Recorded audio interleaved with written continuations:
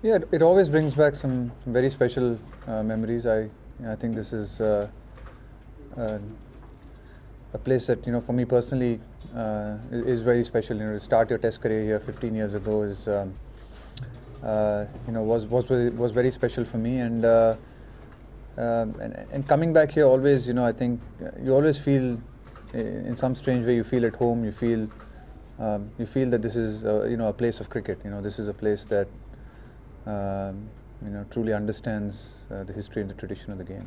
There's a special feel sitting there. There is. I think there is with every player, and at least I personally do get a really nice feeling whenever I walk into this ground, irrespective of whether it's to play a Test match or just to come here, even when I'm not playing.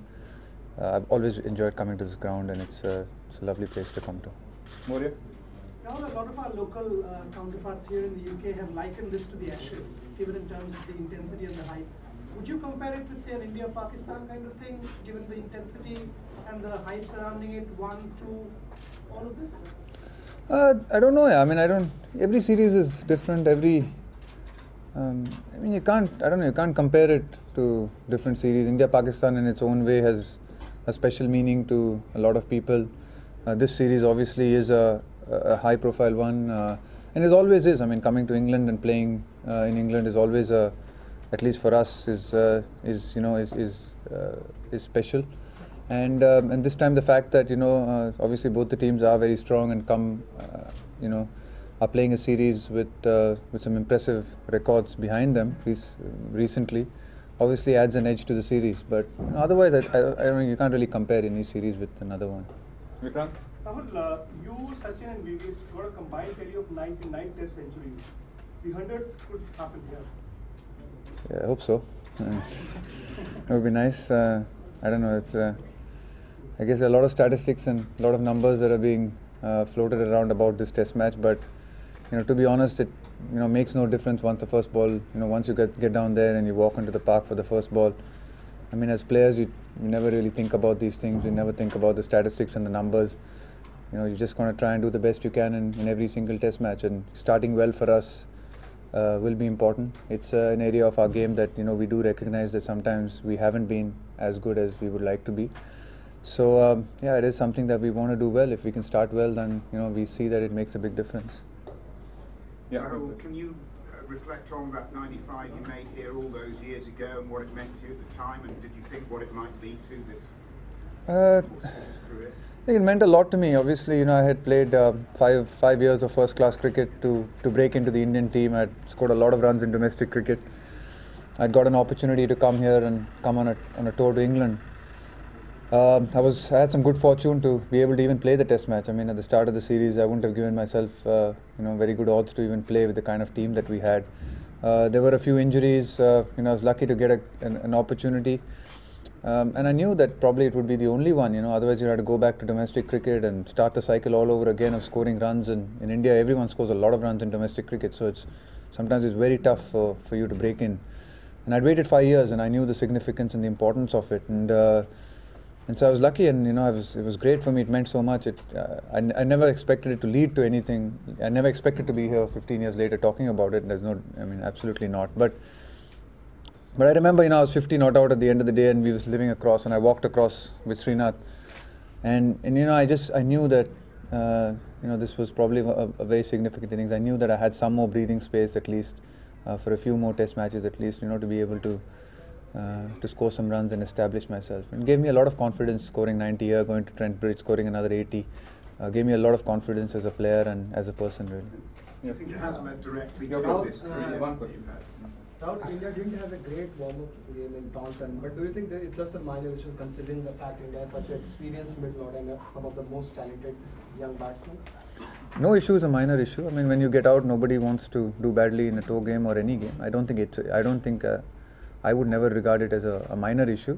But also I would, not be unduly worried or worried about it as well. I think it can happen sometimes in tour games, and sometimes you're coming back on the back of a tough tour in the West Indies. You've had to work hard for runs. Sometimes people, especially Test players who play a lot of cricket, sometimes the tour games, they try and experiment things. They try and play a few too many shots, which is what we did. I think we probably played too many shots that day in those conditions. But But something that we learn from, something that lessons that we can take into this test match. So no, it's not something we'll ever take lightly. But yeah, but we know that we have the experience and the skill level to bounce back. Rahul, there's only Your question. in the last sort of 10 years or so, Rahul, the run rates have been increasing in Test match cricket, and games have been one-sided one way or the other. Perhaps the art of Test match batting has been lost somewhat. That's something that you've been well known for. Do you think that Alistair Cook and Jonathan Trott are two players who are sort of bringing back the art of Test match batting for time and developing their games a little bit like yourself? Making it boring, you mean, for right. My strike rates, I don't think have gone up yet. Everyone else's seem to.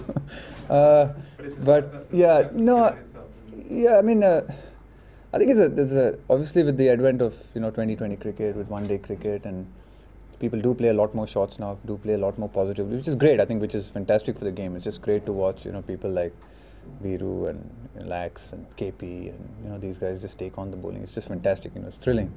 I think in every team there are going to be people who do specific roles and who have specific skills to make a good side. So you need all kinds people to set the platform, build the base, which is probably what people like Cook and Jonathan Trott can do for the stroke players England have.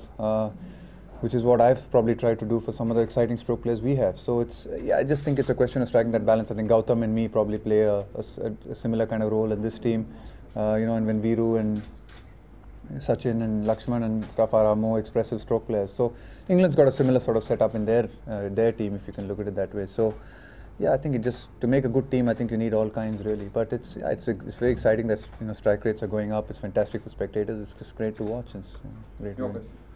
Rahul, when Duncan Fletcher was England coach, India were the only team against whom he never won a Test series. Now you're number one in the world. How important is it that India don't start losing to England now? I mean, reminded of that. We haven't. We haven't thought about it, but no. I mean, it's important for us, irrespective of whether it's England or not. I mean, we don't want to lose to anyone. I mean, we've had a proud record over the last 2.5, 3 years. We haven't lost a Test series, which is in itself a good record, home and away. And we've been on some tough ones. So, that is a record that we're proud of. We try to do our best in this series. We know we're up against a good opposition, a good side that plays well at home, which has got a great record coming into this tournament. So, yeah, I mean, we wouldn't want to lose. Yeah. Rahul, there is so much of good impression which the England bowlers have carried over the last few years. Have you really thought that this could be as good an attack as you have ever faced in your career? Or do you think they work well as a unit, or independently, individually, you would like to name somebody who could be the spearhead of this attack?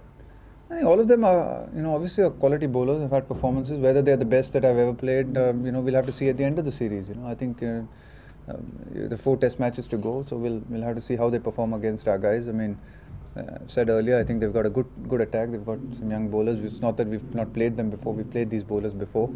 They look like they've been, improving since we've played them last. But yeah, we'll see at the end of the series. It should be a great contest. I mean, we respect them, but we also know that we can play well. Yeah, your Daryl Harper has come out and said some fairly strong things about the conduct of your captain and the conduct of your teammates in the recent series in the West Indies. I mean, you know these players very well. How does that make you feel when you hear those sorts of remarks? I mean, Daryl Harper has his view, and he's entitled to his view, and I wouldn't like to comment on what his view is. He might have a view about something, and he's entitled to it. Yeah, I mean, and in this world you can't please everybody. Everyone's going to have an opinion, so The last couple of questions. Rahul, Chris trembled a few minutes back. He said it will be a battle between the best batting side in the world versus the best bowling side in the world. His general opinion is like that as well. Do you agree with it? I don't think so. I don't like to say that we are the best batting side, and I mean they are the best bowling side in the world. I mean, in the end of the day, it's a contest between India and England. I think that's the important thing. And who's the best and who's not the best. In the end of the day, the series will be decided. I mean, we've got a strong batting lineup, and the series will be decided maybe by that contest. But whether we're the best or not, I think it's open to debate, and South Africans might argue with it, the English might argue with it, and somebody else might say something else. So I don't like to label us as the best. I just wonder what your early impressions were of Duncan Fletcher, and how a new coach might be able to help somebody like yourself who's been playing so long. Yeah, we're still getting used to his sense of humor. He's got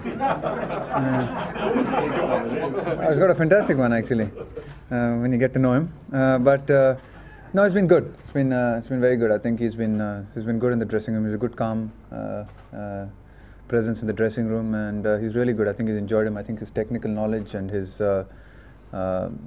just the conversations that some of us have had with him about batting. You just come to know that this is someone who's been around the game a long time. He's seen a lot of batsmen. He's seen a lot of situations. He knows players. He knows techniques. He understands them. So, yeah, we've enjoyed it. We've enjoyed the conversations. He himself is obviously just feeling his way a little bit, getting to know guys, getting to understand guys. I mean, you must know that obviously we had a squad in the West Indies which was very different to this one in England. There's some guys who he's seeing for the first time and he met them just 3 or 4 days ago. So, he's still getting to know all the individuals and making an effort to actually spend time with each and every one. So it's going to obviously take him time. So, I'm sure that, as time goes on, I'm sure that, especially a lot of, I'm sure that all of us, and especially a lot of the younger guys are going to benefit a lot from Duncan. And last question.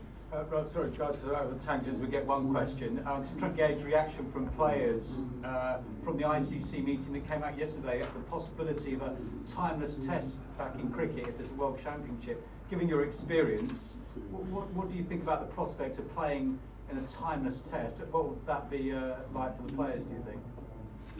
I mean, I don't think you need a timeless test. Just spice up the wicket and it'll be over in 4 days. Why do you need to worry about the 6th day? But I'm not sure the bowlers, I wouldn't mind a good flat deck and we can bat for 3-4 days. That's okay, no problem. I'm not sure the bowlers are going to be queuing up for that contest. But yeah, I think if you've got a good even wicket, 5 days should be good enough to have a result, generally. Let's say. Yeah, 5 days is enough. 5, and maybe if there's rain and stuff, you can drag it on a little bit. But a good wicket should get you a result in 5 days mostly, especially in England and places like that. Thank you. Thanks.